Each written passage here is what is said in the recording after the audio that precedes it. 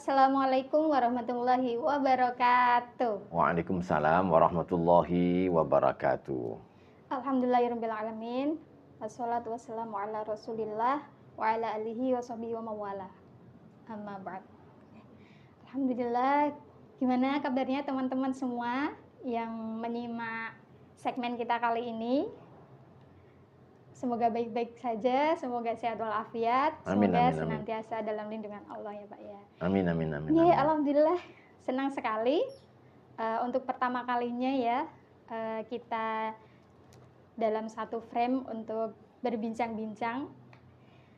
Program ini kita namai dengan podcast Ruang Tumbuh ya. Jadi sedikit cerita ya Pak ya. Jadi Ruang Tumbuh adalah sebuah layanan dari kami, layanan konsultasi dan konseling tentang permasalahan keluarga, permasalahan agama. Kebanyakan sih yang akses di kita adalah permasalahan keluarga gitu ya. Ini informasinya. Alhamdulillah layanan ini sudah diakses oleh banyak orang, baik dari kota Yogyakarta juga dari beberapa daerah di Indonesia. Dan ini Kementerian Agama ya. Oh enggak, Kementerian Agama ya. Ya khususnya kita adalah penyuluh agama Islam Kawagon-Kusuman gitu. Oh, ya. Oke, perkenalkan, nama saya Latifah Nalikmawati, saya penyuluh agama Islam Kawagon-Kusuman. Di samping saya adalah Bapak Kiai Haji Salahuddin Mansur yang juga penyuluh agama Islam KUA Gondokusuman. Beliau termasuk juga adalah konselor Ruang Tumbuh ya, dan beliau juga adalah salah satu pengasuh ya Pak, pengasuh salah satu pondok di Kota Yogyakarta. Oke, jadi nggak kaleng-kaleng lagi ya nanti ilmu yang disampaikan. Jadi harapannya semoga teman-teman semua benar-benar bisa menyimak segmen kita kali ini dan semoga ilmu yang disampaikan menjadi ilmu yang bermanfaat. Amin, amin, amin, amin.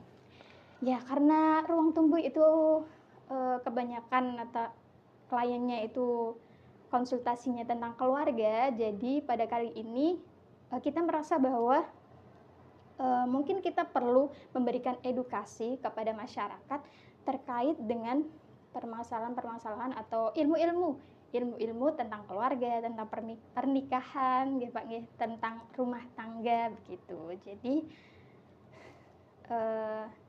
mungkin mulai dari sesi ini dan kedepannya kita akan membahas tentang keluarga gitu.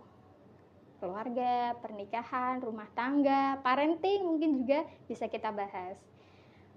Untuk mengawalinya, mungkin kita bisa bahas tentang pernikahan ya Pak ya. Ya, boleh silahkan. Oke, for your information teman-teman, jadi semakin tahun angka perceraian di Indonesia itu semakin meningkat ya. Oh ya, tinggi memang.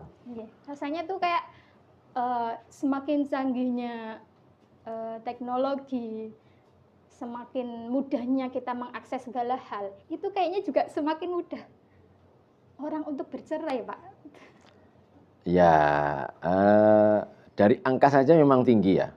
Okay. Kalau tidak salah, data itu menunjukkan sampai di angka 25% perceraian itu. Okay. Jadi hitungan sederhananya, yang menikah 100, yang 25 cerai. Iya. Bahkan perceraian itu terjadi ketika mereka dalam usia kurang dari 5 tahun pernikahan. Jadi kan kayak sangat riskan gitu. Masa baru bahagia-bahagianya baru berapa tahun, ternyata udah cerai aja gitu ya Pak ya. Nah, jadi kami pikir itu mungkin diantaranya adalah masalahnya karena kurangnya edukasi mereka tentang apa yang mereka jalani Pak ya, yaitu pernikahan. Jadi segmen kali ini kita akan mencoba untuk membahas mulai dari pernikahan. Mungkin bisa dijelaskan sedikit ya Pak ya, sebenarnya hakikat dari sebuah pernikahan itu apa gitu. Bismillah walhamdulillah wa syukru ala ni'amillah. Amma ba'du ayyuhal khudur mustami'in al-kiram. Betul apa yang disampaikan oleh Kak Iva tadi, bahwa rumah tangga itu ditakdirkan, disunnahkan, diwajibkan oleh Allah Subhanahu wa taala, disyariatkan oleh Allah Subhanahu wa taala, dicontohkan oleh baginda Nabi Rasulullah Muhammad sallallahu alaihi wasallam Sebenarnya pernikahan itu adalah untuk sekali pernikahan dan selamanya. Tidak cuma bahasa Jawa, tidak cuma sampai kakek-kakek ninen-ninen, tapi dunia hatal akhirah. Itulah pernikahan. Maka disebut pernikahan itu dalam Al-Quran dengan kalimat misaqan ghalidha. Pernikahan itu. Misaqan ghalidha itu maknanya adalah perjanjian yang sangat kuat. Maknanya perjanjian yang sangat kuat itu adalah sebuah perjanjian yang tidak mudah dibatalkan, tidak mudah dirobek, tidak mudah dibelah. Gitu. Misalkan ghalidha itu. Sebagaimana kemudian perjanjiannya para nabi ketika diwisuda oleh Allah Subhanahu wa taala dari manusia menjadi seorang yang paling istimewa dengan mengemban amanah kenabian itu adalah perjanjian dengan sama misaqan ghalidha. Begitu orang itu diangkat jadi nabi, maka dia akan selamanya melaksanakan terus apa yang diembankan kepadanya sampai akhir hayatnya. Tidak cuma di dunia, sampai di akhirat. Para nabi itu tetap menjadi imam para umatnya. Begitu juga perkawinan, sebenarnya itu. Maka arah perkawinan itu adalah sekali menikah, maka dia untuk selamanya. Nah, pernikahan sendiri itu, an-nikah, al-jam'u. Nikah itu adalah satu persatuan, satu perkumpulan antara laki-laki dan perempuan yang diikat oleh sebuah perjanjian. Yang oleh karenanya mestinya ini dipahami bahwa pernikahan itu adalah sebagai misaqan ghalidha agar tidak mudah bercerai tadi. Dan kemudian nikah itu adalah hal yang memang seseorang ketika menikah agar nikahnya baik itu maka dia harus berbekal pada sebuah dasar namanya ilmu menata rumah tangga. Kan sebenarnya rumusan berbekal ilmu itu tidak cuma pernikahan gitu. Semua kalau pengen perjalanannya bagus, hasilnya bagus, hal-hal yang terkait dengan dunia, ya dia harus berbekal dengan ilmu dunia. Begitu juga dengan hal yang terkait dengan persoalan ukhrawiyah, persoalan akhirat nanti, kalau mau bisa berjalan bagus, maka dia harus juga berbekal dengan ilmu akhirat. Sebagaimana Nabi sampaikan, man arada dunya fa'alaihi bil ilmi, wa man arada al akhirata fa'alaihi bil ilmi. Barang siapa pengen tatanan dunia yang dijalaninya berjalan dengan baik, maka dia harus berbekal ilmu. Termasuk pernikahan ini. Kalau pernikahan itu dibekali dengan ilmu menata rumah tangga, maka insya Allah rumah tangganya akan bagus. Sebagaimana misalnya di pesantren itu dulu kita mengaji kitabnya, kalau angkatan yang sudah mau lulus itu oleh kiai biasanya kemudian ngaji dengan kitab namanya Uqudul Ijen. Uqudul Ijen itu adalah ilmu dan kitab yang membahas tentang bagaimana menata rumah tangga. Nah, di masyarakat kita pada umumnya bekal di dalam membangun rumah tangga ini tidak dipersiapkan seutuhnya dan semaksimal mungkin. Mereka berangkat dari semangat untuk membangun nikah, sudah bagus, alhamdulillah. Mereka kemudian berjalan menjalani kehidupan rumah tangganya dengan segala ikhtiar dan dengan segala kemampuannya yang ada, sudah bagus. Niatnya kuat, kemudian dijalaninya.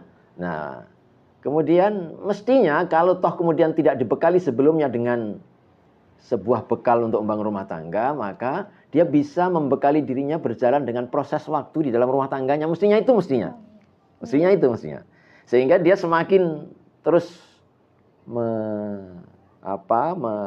merajut rumah tangganya berjalan dengan waktu, maka bersamaan itu pula dia menambah keilmuan tentang rumah tangganya. Andai kan tidak dibekali secara lebih dini di awal pernikahannya. Ada sih pernikahan dibekali. Di mana misalnya BP4. Di bimbingan perkawinan. Iya, di pranikah itu. Tapi kan cuma 1 jam. Itu pun juga terbatas. Ataupun ya beberapa lah gitu. Dalam kondisi yang sangat terbatas. Oleh karenanya saya kira itu sudah bagus, alhamdulillah. Alhamdulillah. Iya. Tidak sama sekali. Oh iya, cuma bahwa ketika dia dibekali itu adalah pada posisi yang memang belum menemukan problem rumah tangga yang sebenarnya. Dia baru persiapan kan? Iya. Bahkan pada posisi baik-baik saja gitu. Nah, persoalan rumah tangga itu bersamaan dengan waktu, bersamaan dengan munculnya persoalan-persoalan real di dalam kehidupannya. Nah, persoalan real itu mestinya adalah dia harus pecahkan, dia harus kemudian carikan solusi dengan bagaimana mencari solusi itu berdasarkan ilmu, bukan berdasarkan kemauan, bukan berdasarkan apa naluri atau berdasarkan pemikirannya sendiri gitu. Maka begini Mbak Iva, kenapa Al-Quran itu boleh dijadikan mas kawin? Oh, boleh ya Pak? Iya kan? Mas kawin kan boleh berupa Al-Quran nih. Okay. Kenapa? Pertanyaan kan gitu. Okay. Karena di dalam Al-Quran itu ada sebuah nilai pelajaran yang menuntun manusia menuju kebahagiaan dunia dan akhirat. Dan termasuk di dalamnya ada tata aturan bagaimana menata rumah tangga. Sehingga kalau itu Al-Quran itu dijadikan mas kawin, dan kemudian mas kawinnya tidak dalam bentuk fisik mushafnya, tapi nilai ajarannya, itu luar biasa, luar biasa. Dia akan mempunyai nilai yang sangat tinggi untuk mendampingi perjalanan berkeluarganya. Sebenarnya itu, ya, Pak, ya? Iya. Tapi kalau hari ini melihat realita, maka orang berhenti pada mushafnya. Iya. Berhenti pada bentuk fisiknya. Iya, apa nih mas kawinnya? Nah, ini ada Al-Quran. Gitu ya. Kemudian dalam bentuk fisik tidak pernah dibuka, tidak pernah diajarkan, tidak pernah dipelajari. Sehingga bentuk fisik ini, kalau ini yang terjadi, maka ya maharnya murah sekali. Berapa Al-Quran hari ini harganya? Paling berapa ya? 50.000? Tidak dapat. Hanya 50.000. Tidak bermakna sama. Tapi kalau itu dibuka, maka Al-Quran itu punya nilai melebihi segalanya. Apapun mas kawin itu beruntuk materi, emas, atau intan, atau apalah yang berharga, maka apakah nilai sebuah materi tanpa kebahagiaan? Maka tidak bermakna. Kalau kemudian Al-Quran itu dijadikan mas kawin, terus kemudian dibuka bersama-sama dalam sebuah rumah tangganya mendampingi perjalanan kehidupannya, maka Al-Quran itu akan menjadi satu hal yang bernilai melebihi segala-galanya. Andaikan orang kemudian tidak bisa membuka itu Al-Quran, maka banyak kok kita majelis-majelis di dalam masyarakat kita yang kemudian bisa melakukan satu uraian tentang pernikahan. Kalaupun tidak di majelis taklim yang umum, ada bisa melakukan konseling kepada orang-orang yang memang punya kapasitas itu. Nah, oleh karenanya sebenarnya kewajiban untuk membimbing sebagaimana Al-Quran maui dalam perkawinan itu, namanya makosidnya pernikahan diantaranya adalah litas kuno, agar kamu tentram, damai, bahagia di dalamnya. Andaikan itu kemudian diterapkan, maka pertanyaan yang bertanggung jawab terhadap ini siapa? Ya suami. Suami ya. Ya suami. Suami harus mengemban ini. Bagaimana dia jadi seorang imam, diikuti oleh makmumnya, dia tidak sebagai seorang pembimbing yang mengarahkan arah yang benar kepada makmumnya. Kemudian dia sebagai orang yang bertanggung jawab, ar-rijalu qawwamuna 'alan nisa, yang akan menyelesaikan segala persoalan dan kebutuhannya, maka adalah sebenarnya ada pada suami. Andaikan suami itu tidak dalam kemampuan seutuhnya, dia bisa meminta orang lain. Ada mendatangkan guru. Kemudian kalau tidak ada guru yang bisa didatangkan, dia bisa mendatangi guru. Misalnya diajaknya istrinya, pasangannya untuk sama-sama mengaji, sama-sama mencari ilmu untuk itu. Oleh karenanya, apa yang bisa kita ambil pelajaran? Bahwa menikah itu tidak hanya bekerja, nikah itu tidak hanya uang. Nikah itu tidak hanya kemudian malah lebih sempit lagi persepsinya, nikah itu tidak cuma pesta pernikahannya. Oh enggak. Enggak. Iya, itu. Nikah itu adalah sebuah ikatan perjanjian yang dia sangat kuat posisi perjanjiannya, yang dia akan bisa bertahan sampai hatta akhir hayatnya. Nah, oleh karenanya menikah itu harus dibekali dengan ilmu. Sehingga kemudian tidak dalam persepsi hari ini berangkat menikah, pokoknya menikah itu punya uang, menikah itu punya rumah, menikah itu punya materi, punya mobil, mapan kendaraan, pekerjaan. Tidak di situ, banyak yang mereka punya pekerjaan, tidak juga bisa bertahan rumah tangganya. Artis itu kurang apa? Sing lanang yo bagus, yang putri juga cantik, penghasilannya juga banyak, ya, kemudian prestisnya juga tinggi, mereka jadi apa? Jadi orang-orang yang public figure. Tapi kenapa kemudian harus terbelah? Ya, Pak. Iya, terbelah sampai kepada materi dapat, fisik dapat, tapi ya banyak yang tidak sampai biduk perahu itu sampai ke bibir pantai. Iya. Terbelah di tengah lautan. Kenapa? Ilmu. Maka berbekalah dan iringilah perjalanan rumah tanggamu dengan ilmu. Saya kira itu, saya kira. Ya gitu ya teman-teman ya. Ya mungkin kita memang tidak dididik sejak kecil atau mungkin ya sejak lebih dini untuk belajar namanya pernikahan. Padahal dalam setelah kita sampai kepada pernikahan itu tidak berbatas waktu ya Pak ya, memang sampai pada akhir. Sehingga seharusnya kita itu mempelajari begitu banyak ilmu yang harus kita persiapkan untuk menuju kepada kehidupan rumah tangga nih Pak. Oh iya. Iya. Oke Pak, ini kan lagi lumayan hits tentang fear of marriage Pak. Jadi mungkin kalau dari jenengan tadi, penjelasan tadi kan kita akhirnya mengenal kalau ini tuh namanya pernikahan itu tuh nggak gemen-gemen ya. Namanya pernikahan itu adalah benar-benar sesuatu yang sangat bahkan disandingkan dengan Allah mengutus orang nabi tadi ya Pak ya. Jadi itu benar-benar sangat serius dan harus kita pertimbangkan dengan sangat baik. Iya. Lalu bagaimana Pak? Kalau tadi kan bayangannya jadi kayak horor gitu Pak.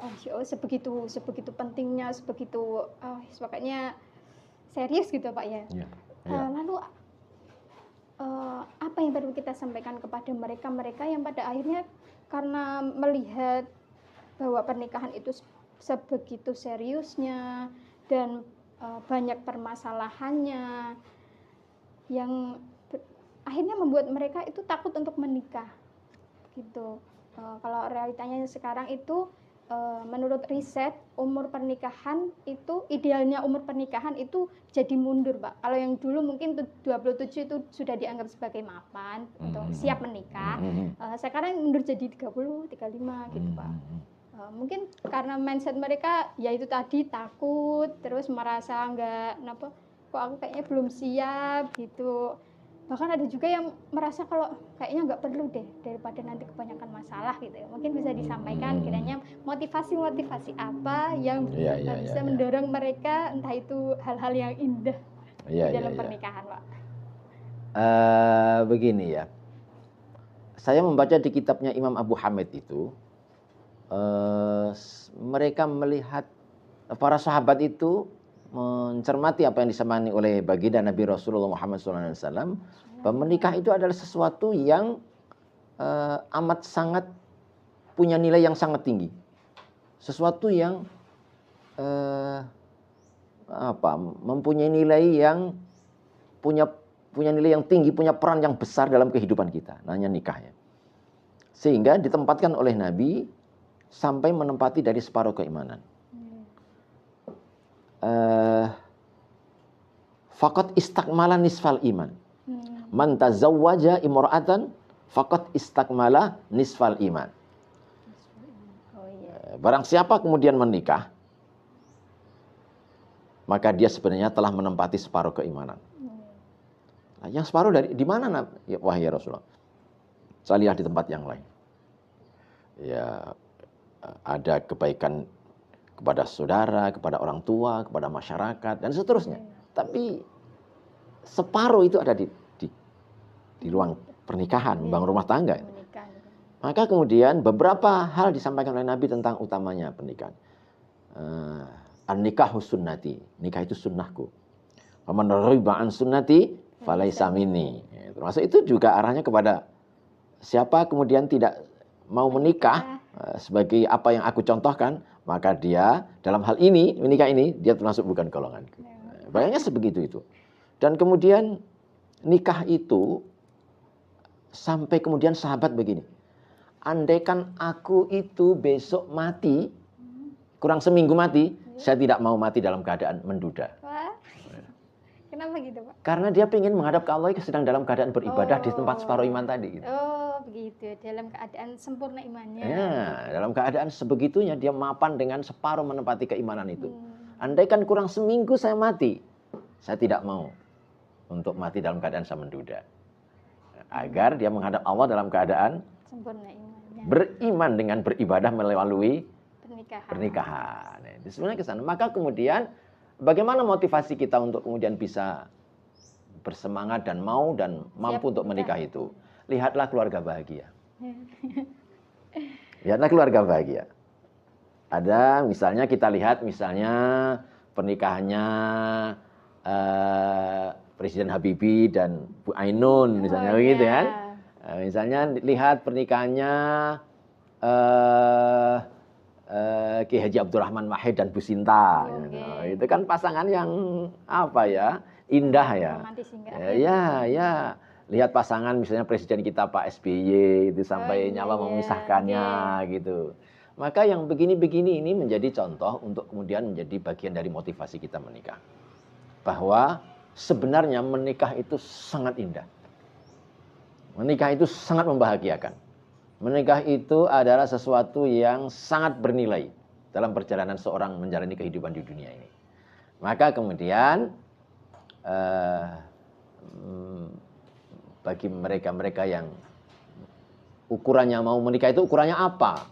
Maka jangan difahami bahwa menikah itu persiapannya adalah dalam kemapanan materi. Jangan di situ. Apakah materi tidak penting? Penting. Materi penting. Tapi bahwa mereka membutuhkan sebuah kemapanan mental spiritual. Dia mampu, dia punya keyakinan, punya kesiapan untuk menghadapi problematikanya nanti. Nah, ini yang paling penting. Dia berani menghadapi persoalan yang akan muncul dalam pernikahan. Itu sangat penting itu. Nah, maka kemudian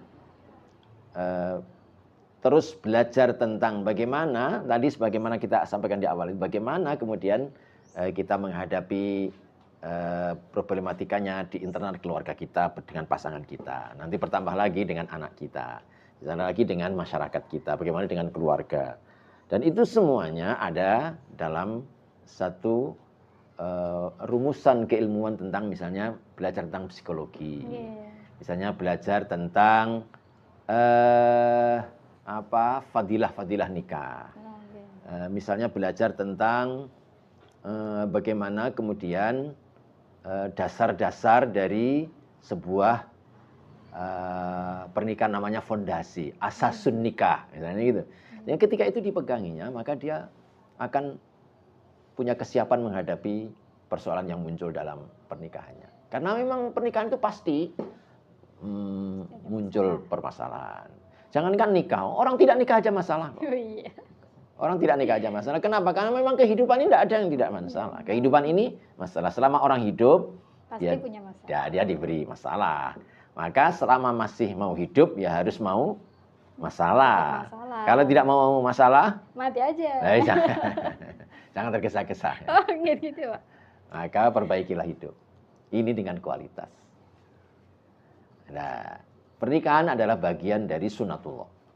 Bagian dari yang disyariatkan oleh Allah. Bagian Allah menata kehidupan ini dengan menikah. Maka pernikahan itu adalah disatukannya antara laki-laki dan perempuan. Tidak boleh laki-laki dengan laki-laki. Nggak boleh. Menyalahi sunatullah itu. Nggak boleh. Perempuan dengan perempuan tidak Nggak boleh. boleh. Menyalahi sunatullah itu. Karena pernikahan itu adalah sebuah kebersamaan seorang laki-laki dan perempuan diikat dalam sebuah perjanjian yang kemudian dalam perjanjian itu sesuatu yang tadinya tidak boleh jadi boleh, yang tadinya haram jadi halal, yang tadinya biasa menjadi ibadah, yang tadinya sederhana menjadi luar biasa. Itu adalah nikah. Dan kebahagiaan itu ada yang paling besar ruangnya adalah dalam pernikahan.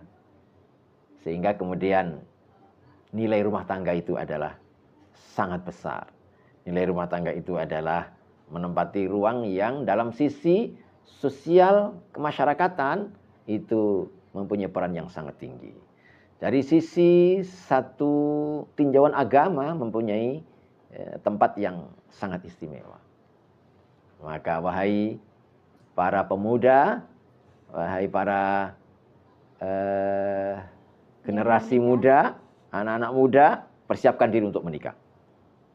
Dan kalau sudah persiapan menikah itu engkau miliki, adalah butuh dua hal. 2N ya. 2N. Satu niat, Oh, niat. dua harus nekat. Oh iya, niat dan nekat. Ya, harus berani, harus berani menjalani itu. Jadi satu harus ada niat yang kuat untuk menikah. Yang kedua harus berani untuk menjalani pernikahan itu. Berbekalah dengan ilmu dan yakinlah kita punya Allah untuk bersandar dari perjalanan kita. Insya Allah apa yang disampaikan oleh Nabi, man nakaha wa angkaha liwajhillah istahaqqa wilayatallahi. Barang siapa seseorang yang menikahkan anaknya atau seorang yang menikah dengan pasangannya oleh karena menikah itu dengan niatan mencari ridha Allah, mencari pahala yang diberikan oleh Allah, maka istahaqqa wilayatallahi. Maka segala hal yang ada dalam kesulitan rumah tanggamu pasti dibantu oleh Allah. Pasti disolusikan oleh Allah Subhanahu wa taala. Jangan takut menikah kalau kamu punya Allah. Saya kira itu yang bisa kita sampaikan. Oke, terima kasih nih Pak. Oh, jadi begitu ya teman-teman. Pernikahan adalah sesuatu yang memang sangat-sangat serius, perlu kita persiapkan. Namun walaupun serius, kita nggak perlu takut. Karena ya walaupun kayaknya horor gitu, banyak orang yang karena ini terus akhirnya bercerai, hanya karena masalah sepele bercerai, atau mungkin permasalahannya kok nggak henti-henti ya namanya juga hidup gitu ya, pasti ada masalah. Kalau nggak pengen ada masalah ya monggo mati aja. Iya, jangan. Nah, jadi dan juga namanya nikah itu nggak cuman nggak enaknya yang perlu kita tahu ya, tapi enaknya juga banyak seperti apa yang disampaikan oleh Pak Soleh tadi ya. Ya mungkin itu dari kami. Sedikit ilmu yang bisa kita sampaikan. Apabila ada kesalahan dalam kami bertutur kata, kami mohon maaf yang sebesar-besarnya, dan juga semoga ilmu ini benar-benar menjadi ilmu yang bermanfaat untuk teman-teman semua. Amin. Yang sebelumnya mungkin takut untuk menikah, jadi niat dan nekat untuk menikah. Dan teman-teman yang sudah menikah juga bisa menata ulang kembali, menambah kesabarannya, menambah ilmunya, untuk agar nantinya pernikahannya menjadi lebih tertata begitu. Amin. Oke. Sekian dari kami. Wassalamualaikum warahmatullahi wabarakatuh. Waalaikumsalam warahmatullahi wabarakatuh.